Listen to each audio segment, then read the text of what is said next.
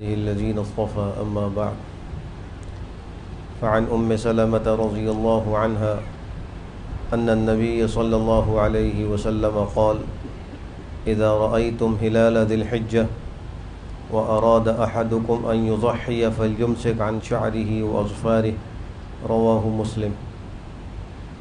حضرت سلمہ رضی اللہ تعالی عنہا سے مروی ہے کہ نبی کریم صلی اللہ تعالی علیہ وآلہ وسلم نے ارشاد فرمایا کہ جب تم ذوالحجہ کا چاند دیکھ لو اور تم میں سے کسی کا قربانی کرنے کا ارادہ ہو تو وہ اپنے بال اور ناخن کاٹنے سے رک جائے۔ آج ذوالقعدہ کی 29 تاریخ ہے اور چاند ہونے کا امکان ہے۔ اگر چاند ہو گیا تو یکم ذوالحجہ کل ہوگی۔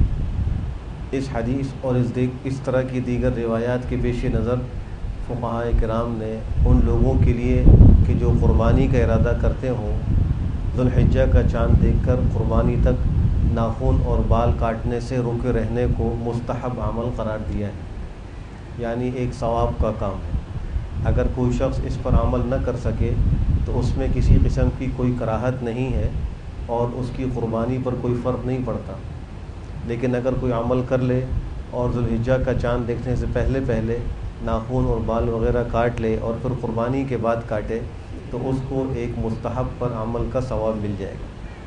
اسی طرح جو مہینہ اب شروع ہونے والا ہے، اس مہینے کے حوالے سے احادیث کے اندر اس کے پہلے عشرے کی خاص فضیلتیں وارد ہوئی ہیں۔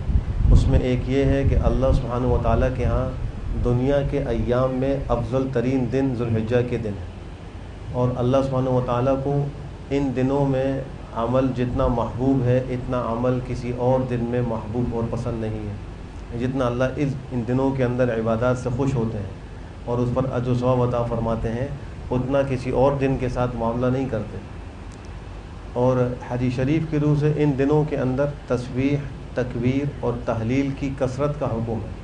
ویسے تو جملہ عبادات کر سکتے ہیں، لیکن تسبیح، سبحان اللہ کہنا، اللہ اکبر پڑھنا، الحمدللہ پڑھنا، لا الہ الا اللہ پڑھنا، ہر وہ کلمہ جس سے اللہ کی بڑائی ظاہر ہو، اس کے اظہار کو اس مہینے میں ایک افضل عمل قرار دیا گیا ہے۔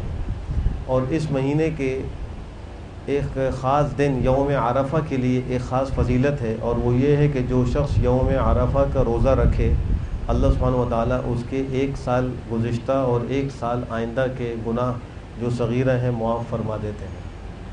بعض لوگ یوم عرفہ کو حاجیوں کی مشابہت میں اپنے اپنے علاقوں میں کچھ اجتماع وغیرہ کرتے ہیں، اس کی شریعت میں کوئی اصل نہیں ہے، اس کو نہیں کرنا چاہیے۔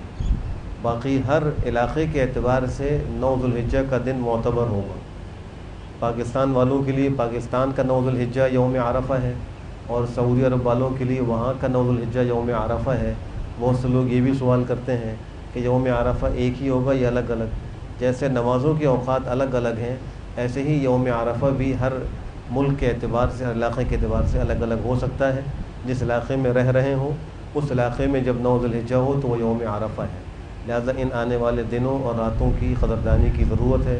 اللہ مجھے بھی اور آپ کو بھی عمل کی توفیق نصیب فرمائے۔ الحمدللہ رب العالمین۔